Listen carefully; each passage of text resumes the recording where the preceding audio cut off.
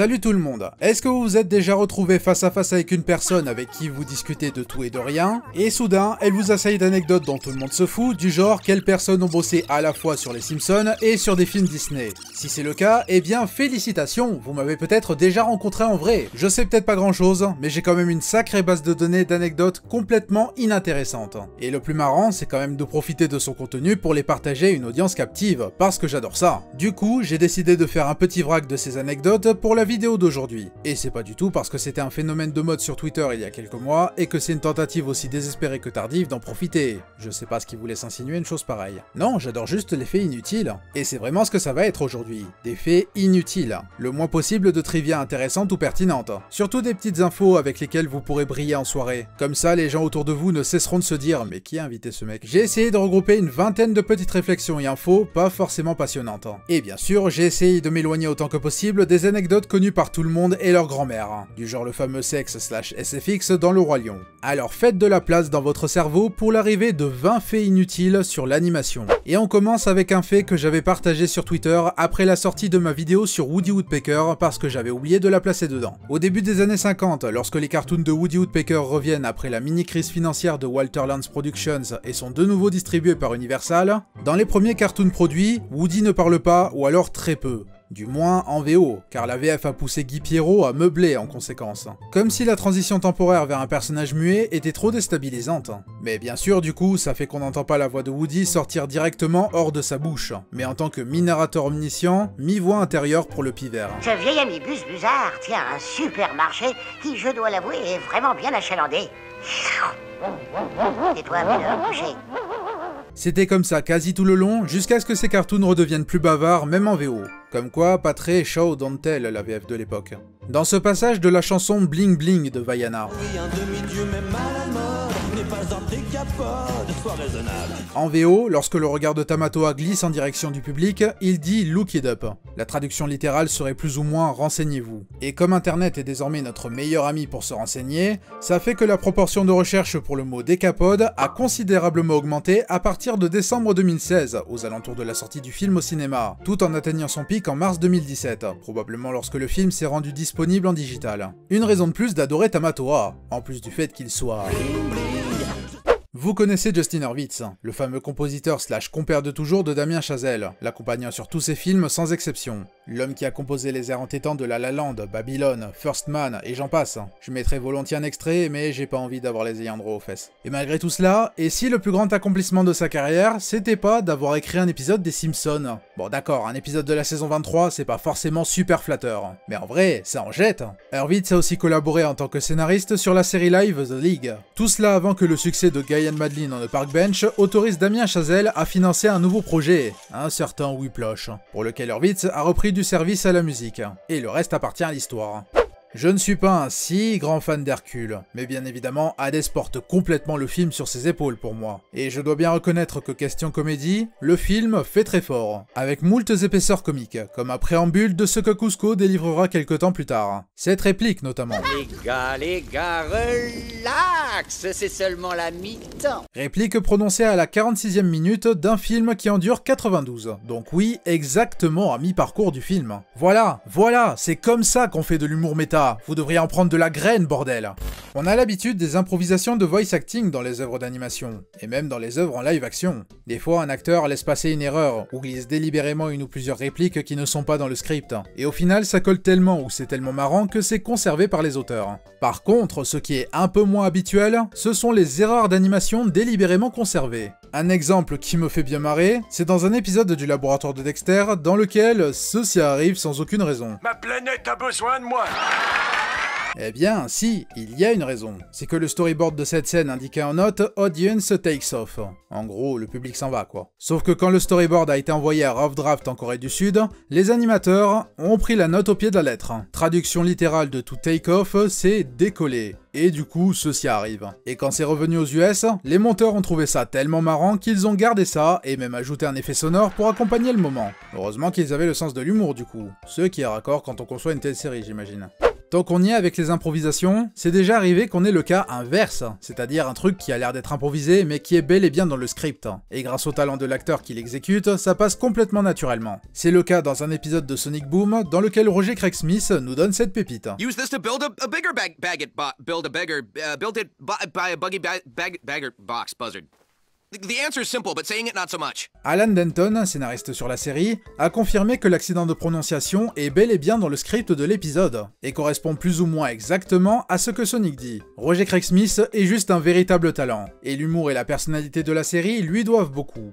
Ok, prenez quelques secondes pour réfléchir aux premières bandes annonces et comic strips populaires qui vous viennent en tête. Astérix, les Peanuts, Tintin, Gaston Lagaffe, Dilbert, Garfield. Tout cela, par exemple, ont déjà eu leur adaptation animée, en série, en film ou les deux. Comme si l'éventualité d'une adaptation était inhérente à leur création. Calvin et Hobbes est l'une des rares exceptions. Depuis 1985, année de sa première parution, pas une seule adaptation animée n'est venue au monde. Et c'est pourtant pas faute d'être une éventualité qui intéresse des exécutifs. Bill Watterson est extrêmement protecteur de son comic strip, et déjà ça le conduisait à mettre son veto à la conception de produits dérivés, mais ultimement également son désintérêt envers l'existence d'une adaptation animée. Il craint de perdre le contrôle qu'il a sur son bébé une fois associé à une équipe d'animateurs pour le compte d'un studio, alors que la conception quotidienne du comic strip est autonome et pleine de liberté pour lui. Ça implique notamment les craintes de trahir la nature ambiguë de l'existence même de Hobbes. Et il n'était pas non plus confortable à l'idée de donner une voix à Calvin. Et il a quand même reçu des demandes venant de grands noms comme Jim Henson, George Lucas et Steven Spielberg. Calvin et Hobbes est un chef-d'œuvre et ceci contribue à son aura spéciale.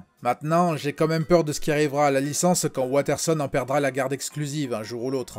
Qu'est-ce que Communist Bugs, Big Chungus, Hitler Bugs et Staline Bugs ont en commun, au-delà d'être une énorme source de mèmes et autres détournements? Eh bien, les 4 scènes respectives ont été animées par la même personne, Virgil Ross. Bien sûr, ce n'est probablement pas lui qui est venu avec ces 4 idées conceptuellement. Mais animer toutes ces scènes, moi je dis, tu peux mourir tranquille après ça. C'est vraiment une vie bien remplie. Qu'est-ce que Sergio Leone et ses moultes chefs-d'œuvre du cinéma ont de plus que Virgil Ross? Vous pensiez que Into the Spider-Verse ne pouvait pas être encore plus génial qu'il ne l'est déjà? Eh bien Penny Parker est là pour vous prouver le contraire. Faites bien attention à elle durant ce dialogue par exemple. Vous notez que même en version originale, la synchro labiale du personnage ne correspond pas exactement à la réplique. C'est très probablement pour faire référence au doublage anglophone d'animés qui ont également une synchro labiale assez médiocre en général. Et du coup, quand on passe au doublage japonais du film... C'est absolument brillant! Bon, ça fait se poser une question ou deux questions logiques internes, mais c'est brillant quand même! Le sens du détail du film ne cessera jamais de me surprendre, vraiment. Nous en France, on a des tranches horaires qui pourraient paraître particulières aux yeux des Américains pour des séries animées. Vous voyez le concept de Saturday Morning Cartoons, qui est surtout employé à destination de séries pour jeunes publics, littéralement les dessins animés qu'on regarde pendant qu'on mange ses céréales. On a eu des émissions françaises correspondant à ce critère. Mais c'est aussi techniquement le cas de certaines séries d'animation pour adultes, notamment Energy 12 qui diffuse American Dad le matin durant le week-end. Et je ne sais pas si cette tranche horaire est la raison pour laquelle certains épisodes apparaissent censurés par petits bouts et pas doublés en VF si on arrive à dénicher la version uncut. Je me souviens notamment de l'épisode dans lequel Roger développe une obsession amoureuse envers Hailey et menace de découper sa peau pour qu'ils soient ensemble pour toujours selon ses termes. À la fin, il découpe la peau de Jeff, et un petit plan où on voit son bras sans peau lorsqu'il lève son pouce en l'air a disparu de la VF. Imaginez ma surprise quand je découvre l'épisode non censuré bien longtemps après. C'est aussi arrivé aux dernières saisons de Futurama lors de leur diffusion sur Energy 12, malgré une tranche horaire plus tardive. Le dernier épisode de la saison 7 implique Fry tombant en répétition d'une tour et s'écrasant au sol. Et les passages concernés ont été entrecoupés de fondu au noir si je me souviens bien, lors de sa première diffusion sur la chaîne, notamment lorsqu'on est censé voir les restes de Fry au sol.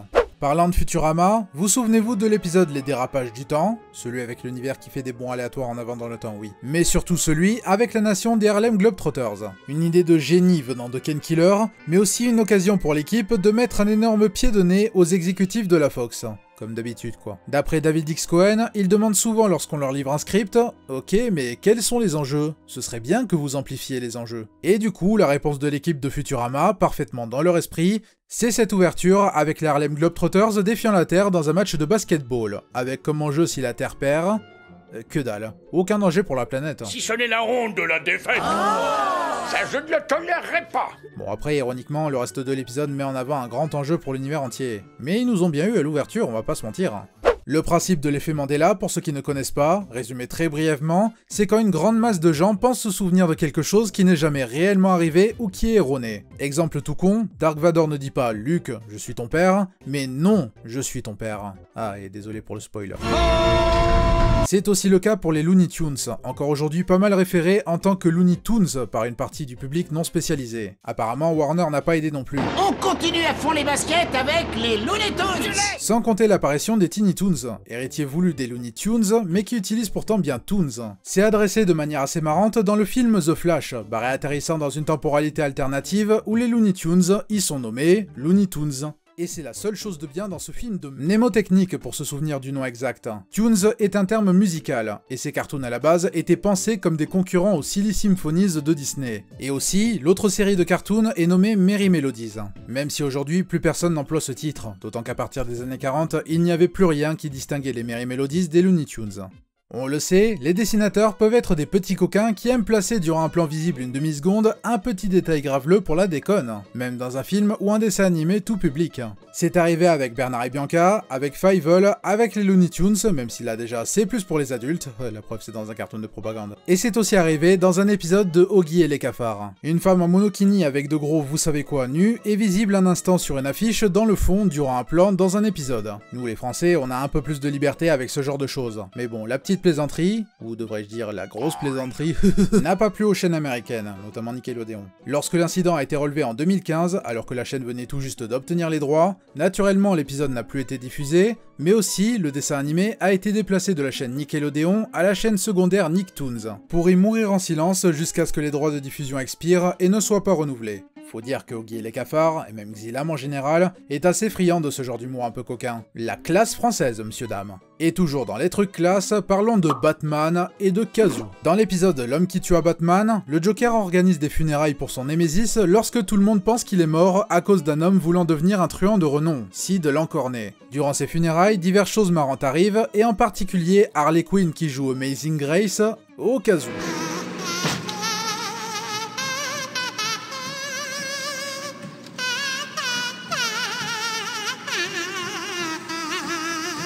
Et d'après une interview de Paul Dini, l'interprète d'Harley, Arlene Sorkin, a joué le passage en une seule prise. Un signe de la providence, car le casting s'est écroulé de rire juste après ça et la réplique du Joker qui suit. Bien, c'était très drôle. Si on allait manger chinois. Et d'après Dini, il n'aurait jamais été capable de faire une seconde prise. Excellent. Et bien sûr, plutôt doux amer depuis la mort de Kevin Conroy. Mark Hamill aura au moins pu délivrer une élogie propre et respectueuse à destination de son partenaire du crime. Le monde secret des emojis a beaucoup de problèmes, pour en dire le moins. Et son crime le plus improbable est certainement d'avoir définitivement blasé Jordan Peele d'être un acteur. En effet, Peele s'est vu une fois proposer le rôle de l'emoji poupe dans le film. Non content de refuser l'offre, ça l'a convaincu de s'éloigner du métier d'acteur et de pleinement se concentrer sur la réalisation, qu'il trouvait déjà plus amusant à faire que d'être un acteur, d'autant qu'il n'aime pas trop l'exercice de jouer dans ses propres films. Ceci étant dit, il n'a pas complètement quitté le monde du voice acting. On peut encore l'entendre dans des films d'animation qui ont suivi, comme Toy Story 4 et Wendell et Wild, tous deux avec son compère Keegan-Michael Kay, ainsi que le film Bob's Burgers où il reprend un rôle qu'il tenait déjà dans la série. Ah oui, et du coup, vous savez à qui le rôle de poupe est revenu? À Sir Patrick Stewart. Mais comment ils ont fait, bordel? Bon après, Stewart est un octogénaire qui n'a jamais peur de se tourner au ridicule, comme on peut le constater encore aujourd'hui dans American Dad. Donc je vois bien une opportunité pareille l'amuser lorsqu'on lui propose, tant elle est improbable. Je sais pas si ça en valait la peine quand même. Heureusement que Sony Pictures Animation s'est vite refait un nom après ça. L'autre jour, je repensais par hasard à un dessin animé que j'ai connu durant mon enfance addict à Gulli. Quand Gulli c'était cool et pas un sous M6, voyez. Ça s'appelait Robinson Sucroé, et peut-être que les plus vieux connaissent aussi, parce que ça date de presque 10 ans avant l'existence de Gulli. C'est pas comme si le dessin animé était dingue pour ce que je m'en souviens, mais ça a traversé mon esprit, comme ça, sans raison. Et en recherchant des images, tout en me demandant si depuis son retrait de Gulli, ça avait été diffusé d'une façon ou d'une autre en France, j'ai appris qu'en fait, c'est un énorme plagiat. Claude Robinson est un auteur-dessinateur québécois à l'origine de Robinson Curiosité, une série qu'il a imaginée et présentée en février 1986 à la maison de production Cinar, pour qu'il l'aide à la vendre à des producteurs américains. Ils ont donc produit et diffusé en 1995 un vilain plagiat du nom de Robinson Sucroé, et dont la création est attribuée à Christophe Izard, le papa de Casimir. Et Robinson... Claude Robinson, ne l'entendit pas de cette oreille. Et malgré la pression de ses opposants pour l'épuiser moralement et financièrement, les 14 années de bataille judiciaire se sont achevées par la victoire du créateur, recevant compensation et les droits sur les originaux de Robinson Sucroé, qu'il n'a pas manqué de détruire juste après. L'article couvrant le procès, que je mettrai évidemment en description, mentionne aussi d'autres magouilles dans lesquelles la société Sinard était impliquée. Parce que dans Sinard, il y a art, comme dans arnaque. Ça faisait un petit moment que j'avais pas dit de conneries, tiens, ça me manquait. Enfin bon, voilà comment on se souvient d'un dessin animé qui a complètement disparu des mémoires collectives. L'épisode de Bob l'éponge, l'éponge volante, s'ouvre avec tout un sketch impliquant Patchy le pirate à la recherche d'un épisode perdu de Bob l'éponge, qui s'avère être une série de Walk Cycles. S'ensuit un passage devenu culte où Patchy détruit tous les produits dérivés Bob l'éponge de sa maison. Et il s'avère que la totalité de ces produits dérivés sont des contrefaçons volontairement conçues pour cette séquence, car il n'est pas légal de promouvoir du véritable contenu dérivé dans une émission pour enfants. Ça, ou alors il s'agit de véritables produits dérivés légèrement modifiés pour passer pour des faux, c'est pas impossible non plus. Reste qu'il s'identifie tel quel, notamment parce que les peluches Bob ont un nœud papillon à la place d'une cravate, et sans compter la façon dont Jellyfishing est éplé. Il faut souligner et apprécier l'effort quand une œuvre mettant en scène des enfants s'échine pour que ce soit de véritables enfants qui interprètent les personnages. Mais le problème, quand il s'agit d'une série à longue durée, c'est que, les enfants, ils grandissent au bout d'un moment. C'est notamment le cas dans Hey Arnold. En VO, Arnold a eu pas moins de 6 interprètes différents au fil de la franchise côté animation. 6, nous sommes en bonne voie. Donc sans compter les produits dérivés comme les jeux vidéo. Soit entre le pilote de 1994 et le film conclusion de 2017, The Jungle Movie. Et pourtant, il y a des exceptions, comme dans cette même série, le personnage d'Helga étant interprété par Francesca Mary Smith depuis les tout débuts. Elle avait 11 ans lors de la première diffusion de la série, elle en a, à l'heure où j'écris ces lignes, 38, et on l'entend toujours au service du personnage, notamment dans les jeux vidéo donc. Encore aujourd'hui, Qui veut la peau de Roger Rabbit est une merveille technique, mélangeant l'animation et le live-action d'une façon qui paraît toujours aussi convaincante, même après avoir été souvent imitée, mais jamais égalée. Après, ça n'empêche pas les petites triches occasionnelles lorsque c'était trop compliqué. C'est pourquoi pendant une microseconde lors de la course-poursuite pour fuir les fouines et la police, on a un Bob Hoskins animé au lieu du vrai. Considérant que le moment va très vite, je ne l'ai remarqué qu'assez récemment. Ça fait que pendant une microseconde, Eddie Vaillant est devenu tout ce qu'il déteste, le pauvre. Et on termine cette tournée d'anecdotes par une qui me fait bien rire tellement elle est débile. Et pourtant, quelque part, tellement raccord avec sa série respective, Zim l'Envahisseur. L'épisode Trou Noir, ou A Room with a Moose, implique à un moment une scène avec un tir de noix en 3D. Rien de renversant jusqu'ici. Sauf que ce bête tir de noix a explosé le budget de la saison, d'après l'équipe de la série lors d'un commentaire audio. Ce qui fait que la saison devait initialement se terminer par une gigantesque bataille spatiale, et que finalement, ce projet a été tué dans l'œuf. À cause de noix en 3D. Vraiment une anecdote à la noix, quoi. Et c'est sur ces histoires de juglandacées en 3D que nous allons nous quitter. N'hésitez pas à partager ces anecdotes formidablement inintéressantes autour de vous, tout en précisant d'où vous les tirez, histoire de convaincre les gens de ne pas s'abonner à ma chaîne. C'est un cercle privé ici, on n'accepte que les gens pas très sains dans leur tête. On se retrouve lors de la prochaine chronique. Ciao!